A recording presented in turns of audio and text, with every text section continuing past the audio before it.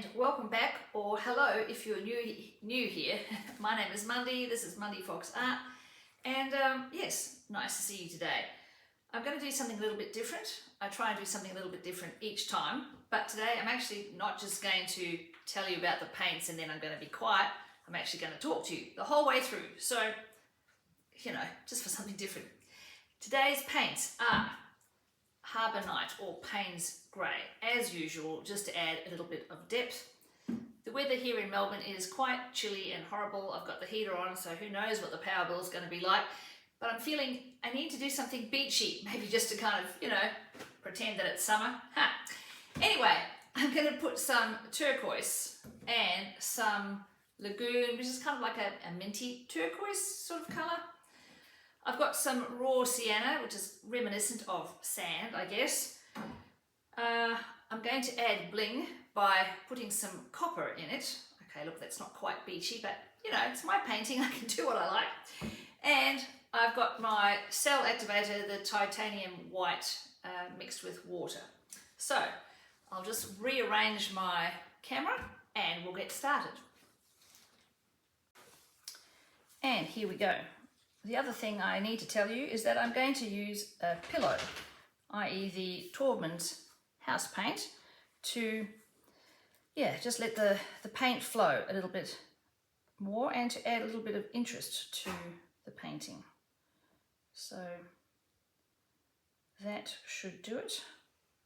The good thing about adding a pillow is that it really makes an acrylic pour very, very unpredictable, because you don't really know how the chemicals are going to react with the paint. And apologies, I just had to move away because I realised I'd forgotten my paper towel to help clean things up.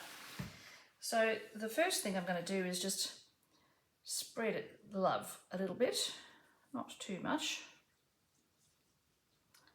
I know some people are very pedantic about getting rid of air bubbles, but look, in the big scheme of things, I personally don't think it matters. So I'm going to add my first colour, which is the turquoise, and I'm going to do a bit of half and half actually on the pillow and half just on the naked canvas, I guess. And for those of you who are new or who haven't seen my previous video, I mix up these paints according, 2 parts Floetrol and 1 part paint. And that seems to be a method or a recipe that works quite well for me. You'll probably find there's other recipes out there, but I like this one. It took a while to figure it out, I tell you. All right, so that's our sea, if you like, or our ocean.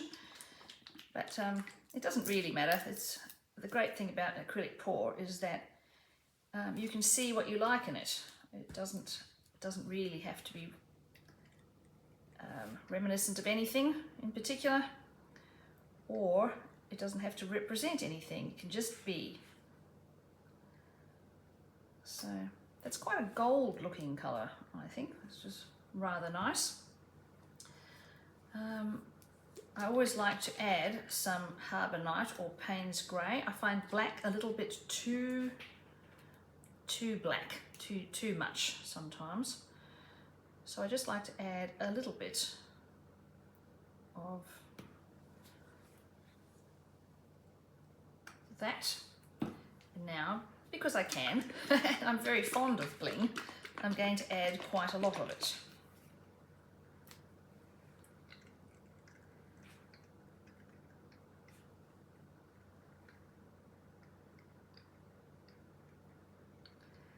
It is important to remember to have enough paint on your canvas so that it can stretch and it can pour.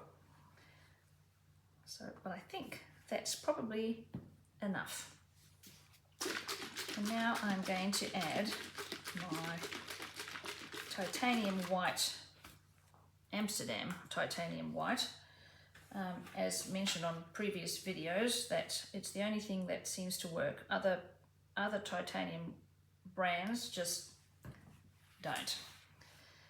And it's equal parts titanium white and water. Right, so now I'm going to do a swipe this way. It's very it's very important when you do a swipe that you don't press too hard. You just really want to skim the top of the paint. Oh, doesn't that look pretty? Okay, and now I think, just for something different, I'm going to swipe it the other way.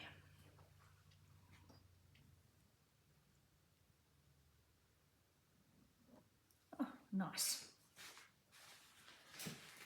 Although really it is too soon to tell exactly what it's doing. So, okay, that's the kind of, well, that's the first bit. Now to put the gloves on, and we'll get pouring. Actually, the copper and the turquoise really look like, at this point, like copper that's been weathered. What's it called? Verdigris or something like that. Very nice. All right, so now I'm going to pour and stretch those cells, and hopefully we can see it in the camera.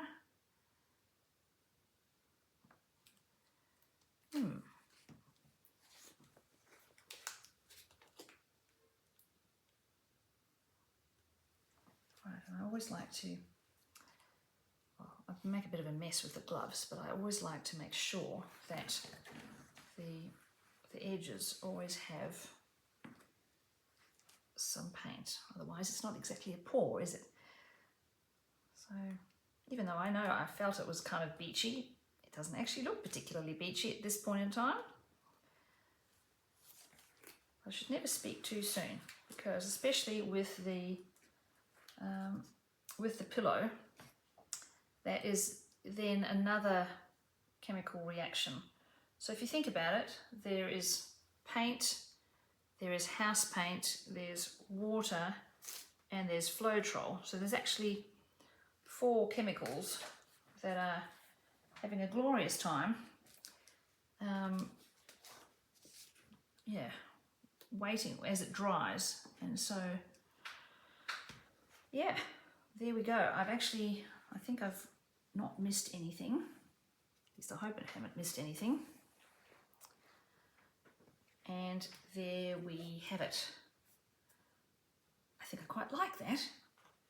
Yes, but time will tell. So what I'm going to do now is just quickly pop over to the sink so I don't make a mess with the gloves. Bear with, hold on. And I'm back. All right, so what I'm going to do now is I am going to put it in front of the heater or the fan, whichever, and I'm going to leave it for a couple of days and let the chemical reactions mix and do their things, and I'll be back to show you what it looks like. So thank you very much for watching thus far. See you soon. Bye. And this is the final product. My goodness, it took a few days to dry. I don't know whether it's because of the cold weather here in Melbourne, but despite putting it in front of a heater, it took days. But here it is. I'm very pleased with it. It's got some delightful cell things happening here and over here. And look at all that lovely copper. Ooh, that's a nice bit there too, isn't it? Yes. Very pleased. So, hope you enjoyed the video. Thank you very much for watching. Please like, subscribe, all of that stuff, and I'll see you again soon. Bye. Oh, by the way, happy painting.